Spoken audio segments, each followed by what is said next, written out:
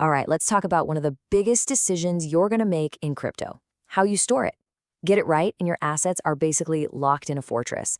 But get it wrong, and they're just sitting out in the open. Today, we're breaking down that critical choice: hot wallet versus cold wallet. So you've got some crypto. Awesome. But now for the real question, the one that really matters. Is it actually safe?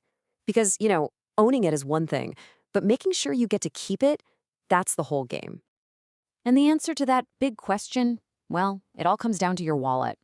The choice you make here pretty much decides your whole security setup. Understanding where your assets actually live is step one. It's the most important step. Okay, so let's dive into our first contender, the cold wallet. The best way to think about this one is maximum security. This is all about building a digital fortress for the assets you're in for the long haul. So what is a cold wallet really? It's actually super simple. The key thing to remember is that it's offline.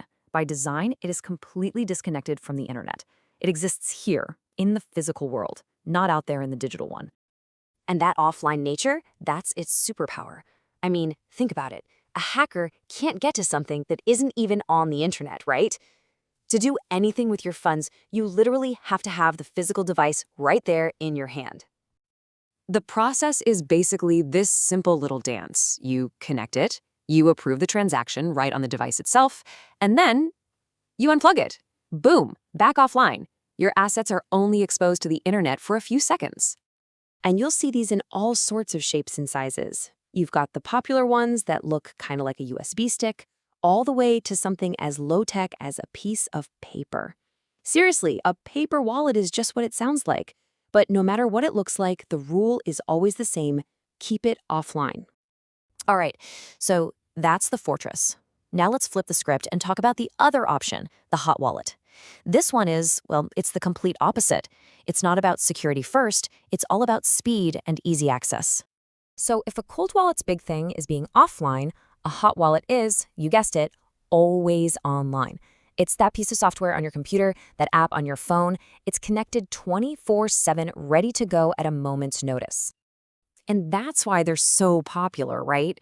They are made for doing stuff. If you're trading, messing around with DeFi, grabbing NFTs, you need that instant access. You can't be plugging and unplugging a device all day. But, of course, with all that incredible speed and convenience, there's got to be a catch, right? What's the trade-off here? Because there's always a trade-off. And yep, there it is.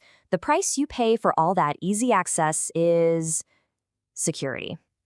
Being online all the time means you're exposed to all the dangers of being online all the time.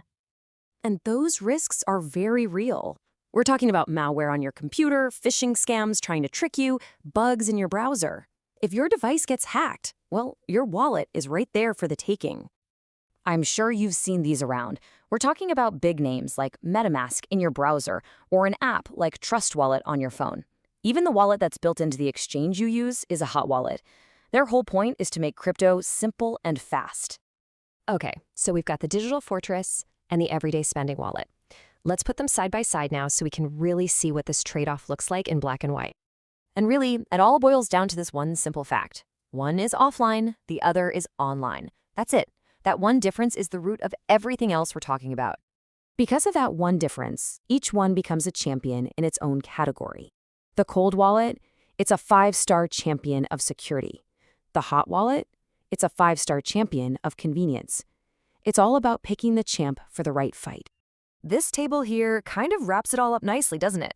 You can see it clear as day. Cold wallet gets 5 stars for safety, but maybe 2 for convenience.